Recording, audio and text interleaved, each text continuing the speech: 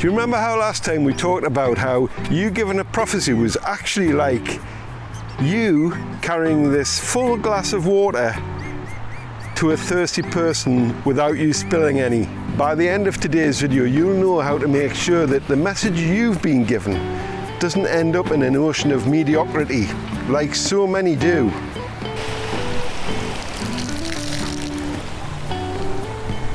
If you do this right, you'll experience the joy of seeing somebody's life impacted by a prophetic word given in the right way at exactly the right time. Hello there, I'm Ed Morrow, and today I want to pass on to you some of the knowledge I've gained by prophesying for over 30 years. Today you're going to be learning about 3 different kinds of recipients of prophecy and how that affects how you deliver your precious cargo. Later on, I'm going to give you a simple question that you can ask yourself that'll help you to avoid spilling the glass of water that you're carrying into the sea. Most of us start out prophesying in the context of a Sunday morning meeting or a prayer meeting. So that's the context I would like to talk to you about today and help you to understand how best to deliver those messages that you've been given. You know, the kind of message that inspires worship in a meeting in that moment in time. Then it kind of lingers for a day or two and gives you a spring in your step as you go about your business. Well, that's not the kind of message we're going to be talking about today. If it's the kind of message that encourages or comforts or strengthens in some way, then most of the churches that allow this kind of thing are absolutely fine up until the point of delivery. Then what's supposed to happen is that the prophetic message is first tested and assessed by others. And second, if it's a message that requires action, then the church does something about it. But so often those 2 things don't get done, and the prophetic message just gets drained into the salty sea of prophetic mediocrity.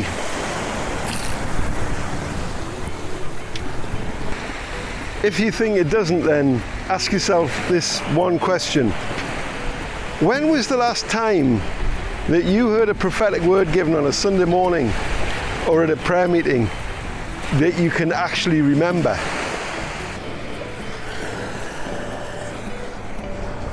While you're having a think about that, don't forget to subscribe to the UglyFish channel and ding that bell to get notifications of new videos. If you like this video, then please give it a thumbs up or leave a question or a comment below.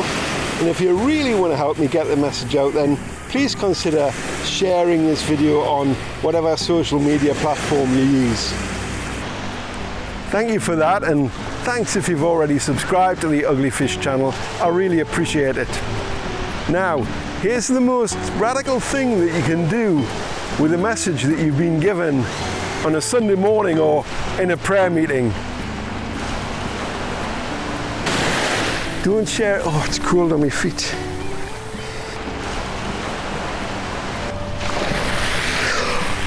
Don't share it there and then. Don't share it there and then. In a moment, I'm going to give you some examples of how to do this. But basically, it goes like this. Instead of writing it down there and then, ask yourself this question. Is it for a person? Is it for a church? Or is it for a nation? And even though that's a simple question to ask, I'm going to need to break that down into 6 parts for you. Is this message for a person in this meeting right now who I can't identify?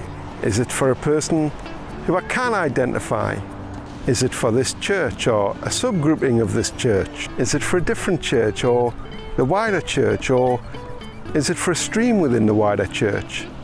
Is it for your nation, or is it for another nation?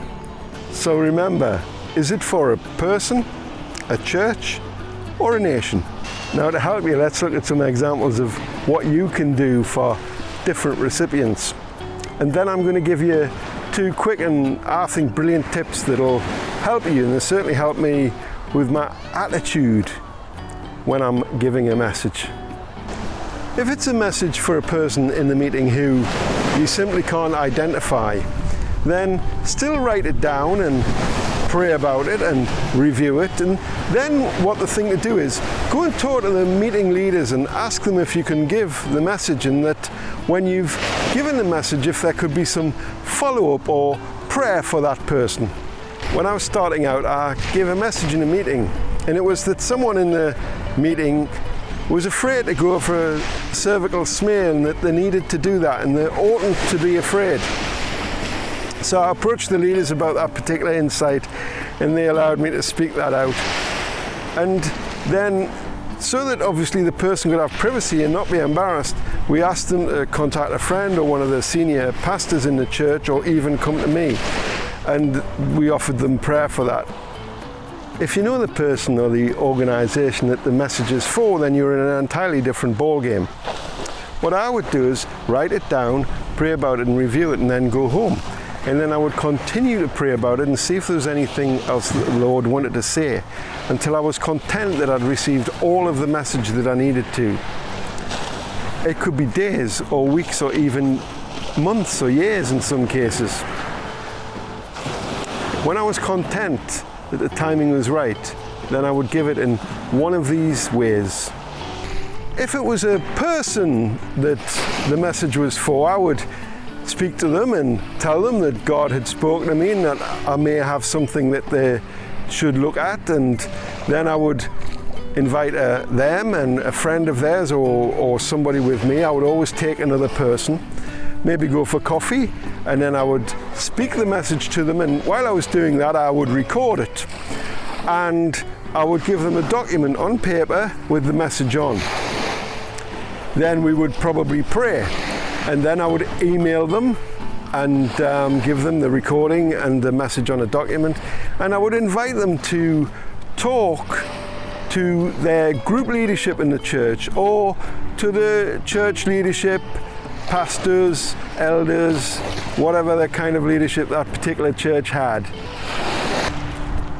If it was for a church or a subgrouping in that church, say the worship team or the kids workers, for example, or or the small group leaders or leaders in the church, then I'd go through a similar process as that.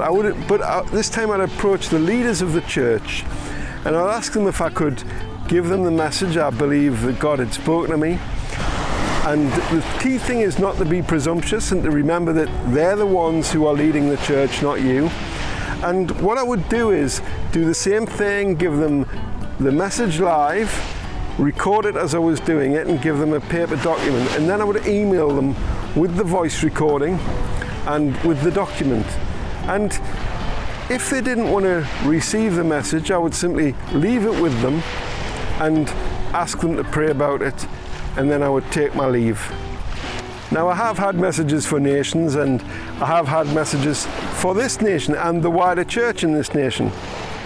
But the simple fact is that I'm in the middle of processing that kind of thing myself, and I'm going to make another video about that soon, because that's a huge story, and I'm just getting to grips with it. I'm effectively at the water's edge of my knowledge with that. I've tried a few things, and you'll get to know about that fairly soon, and I hope you'll follow me as I try to bring those things to the church in this nation. It's worth noting that sometimes God does speak to us about nations in a way that we can't do anything about. Once God spoke to me about the fall of the Soviet Union and the Berlin Wall, and I couldn't do anything about that. We were praying 3 days a week at 6 o'clock in the morning. Was primarily praying for some church leaders, but some messages came at that time. Now, I don't have anywhere to go with that, but I shared it with the group that I was in, and it was an invitation from God to pray, I felt. So we did that, and of course I'm not attributing this to us, because there are many other people in the world who would be praying about that. But the fact is that then what happened was, all of a sudden the Berlin Wall did fall and the Soviet Union did fall. Now for 2 quick tips that are really helpful for you to maintain a really excellent attitude when you're delivering prophecy. The first little mantra I have is this: prophecy is for life, not just for a church meeting. And what that'll do is it'll help you have a great attitude towards the people who are receiving the prophecy, that what you're carrying can be life-changing and life-affirming for them, and it's precious to them. The second is to remember Acts 10:34, where it says in the King James Version that God is no respecter of persons, and in the NIV it says that God shows no favoritism. You should show the same love and the same care and the same attention to a prophetic message for a pompous Prime Minister as you should for worried widows struggling to raise a family on her own on the local rough as guts council estate. So remember, God has no favourites, and nor should you. Your job is to get this message to where it's meant to go. You're just a glass, you're just a vessel that God is using to transport this to its recipient. And you need to resist the urge, and it's a big urge, to just simply throw that into the ocean.